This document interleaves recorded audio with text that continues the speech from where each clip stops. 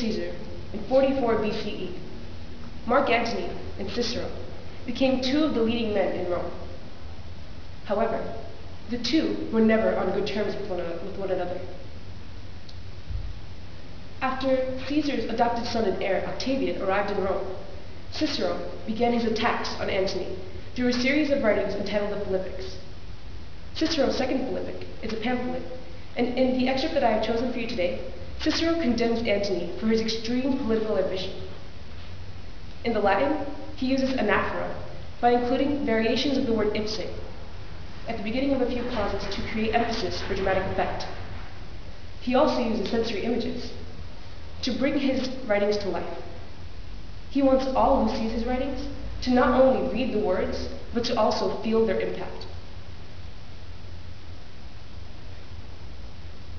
However, let us say nothing of these things, which are acts of a more hardy sort of building.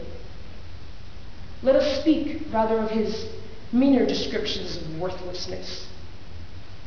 You, with those jaws of yours, and those sides of yours, and that strength of body suited to a gladiator, drink such quantities of wine at the marriage of Hippia that you were forced to vomit the next day in the sight of the Roman people. Oh, action disgraceful, not merely to see, but even to hear of. If this had happened to you at dinner, amidst those vast drinking cups of yours, who would not have thought it scandalous? But in an assembly of the Roman people, a man holding a public office, a master of the horse, to whom it would have been disgraceful even to belch, vomiting filled his own bosom and the entire tribunal with fragments of what he had been eating, reeking with wine. But he himself confesses to this, among his other disgraceful acts. Let us proceed to his more splendid offenses. In the Latin. Sed haec, quae robustiores in probitates sunt omitamus, loco amor potius de nequissimo genere levitates.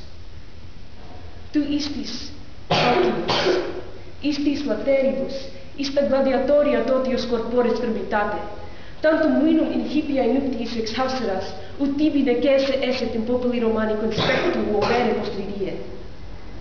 Orem non modo visupo idam, sed etiam auditu.